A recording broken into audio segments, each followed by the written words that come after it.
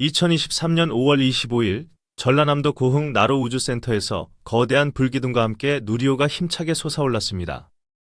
대한민국이 독자 기술로 개발한 한국형 발사체 누리호가 실용위성을 목표 궤도에 정확히 안착시키는 데 성공한 순간 온 국민은 환호했고 전 세계는 놀라움을 금치 못했습니다. 이로써 대한민국은 세계에서 7번째로 1톤급 이상의 실용위성을 자력으로 쏘아 올릴 수 있는 우주강국의 반열에 당당히 이름을 올렸습니다. 과거 나로호 발사 당시 우리는 러시아의 기술 지원을 받아야 했고 핵심인 1단 로켓은 러시아 완제품을 사와서 써야 했던 서러움을 딛고 일어선 쾌거였습니다. 하지만 우리의 도전은 여기서 멈추지 않습니다. 누리호는 시작일 뿐 더 강력하고 더 효율적인 차세대 발사체 KS-LV-3와 군사적 가치가 높은 고체 연료 우주 발사체가 우리를 기다리고 있기 때문입니다. 오늘 영상에서는 한반도 상공을 넘어 우주를 향해 뻗어나가는 대한민국의 로켓 기술과 그 이면에 숨겨진 국방 전략의 비밀을 심층적으로 분석합니다.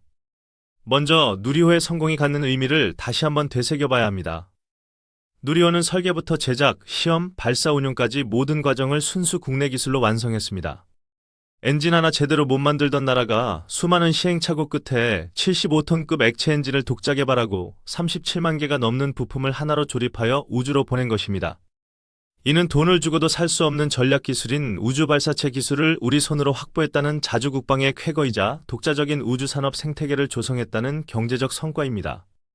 하지만 냉정하게 보면 누리호에게도 아쉬운 점은 분명히 있습니다. 바로 재사용이 불가능하고 발사 비용이 비싸다는 점입니다. 일론 머스크의 스페이스X는 헬컨구 로켓을 회수하여 재사용함으로써 발사 비용을 획기적으로 낮추고 우주산업의 판도를 바꿨지만 누리호는 한 번 쏘면 바다에 버려지는 일회용입니다. 이러한 한계를 극복하고 세계 시장에서 경쟁력을 갖추기 위해 개발 중인 것이 바로 차세대 발사체 KS-LV-3입니다. KS-LV-3는 누리호보다 훨씬 강력한 100톤급 다단연소 사이클 엔진 5기를 묶어 1단 로켓을 구성합니다. 기존 누리호 엔진이 가스 발생기 사이클 방식이라 연소 효율이 다소 떨어졌다면 다단연소 사이클 엔진은 연료를 남김없이 태워 추력을 극대화하는 최첨단 기술입니다.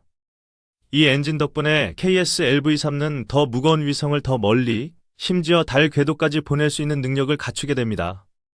또한 스페이스X처럼 일단 로켓을 회수하여 재사용하는 기술을 적용할 계획입니다. 우주까지 올라갔던 거대한 로켓이 다시 발사대로 수직 착륙하여 다음 발사를 준비하는 영화 같은 장면을 우리 기술로 구현하겠다는 것입니다.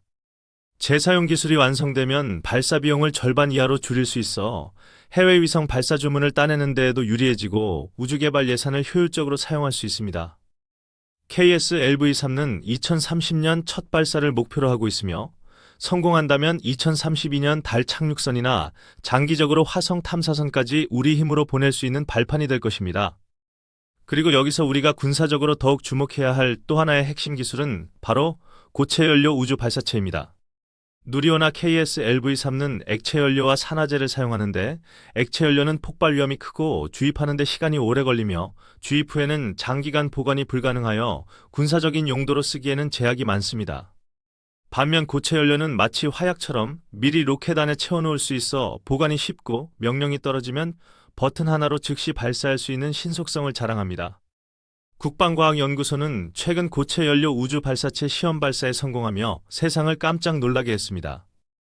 바다 위 바지선에서 쏘아 올린 이 로켓은 거대한 화염을 내뿜으며 우주 공간으로 치솟았고 페어링 분리와 단 분리, 위성 모사체 분리까지 완벽하게 성공했습니다. 이 기술이 중요한 이유는 바로 대륙간 탄도미사일 기술과 때려야 뗄 수 없는 관계이기 때문입니다. 고체 연료 로켓의 꼭대기에 인공위성을 실으면 평화적인 우주 발사체가 되지만 탄두를 실으면 지구 반대편을 타격할 수 있는 ICBM이 됩니다. 물론 우리 정부는 순수하게 소형위성을 궤도에 올리기 위한 우주 발사체라고 강조하지만 주변국들, 특히 북한은 이를 심각한 군사적 위협으로 받아들이고 있습니다. 우리가 마음만 먹으면 언제든 사거리가 1만 킬로미터가 넘는 장거리 미사일을 만들어낼 수 있는 잠재력을 갖췄다는 것을 보여주는 무력 시위나 다름없기 때문입니다. 실제로 고체 연료 발사체는 군사 정찰 위성을 쏘아 올리는 데 최적화되어 있습니다. 북한의 미사일 발사 징후가 포착되면 액체 연료 로켓처럼 며칠씩 준비할 필요 없이 즉시 소형 SAR 위성이나 정찰 위성을 쏘아 올려 적의 움직임을 실시간으로 감시할 수 있습니다. 이처럼 액체 연료 로켓과 고체 연료 로켓 기술을 모두 독자적으로 확보한 나라는 미국, 러시아, 중국 등 극소수에 불과합니다. 대한민국은 이제 우주 발사체 분야에서 명실상부한 세계 7대 강국으로 도약했으며 그 위상은 날로 높아지고 있습니다.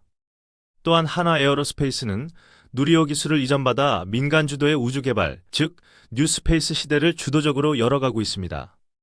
정부가 주도하던 우주 개발을 민간 기업이 이어받아 상업적인 경쟁력을 갖추고 해외 위성 발사 시장에 진출하겠다는 전략입니다.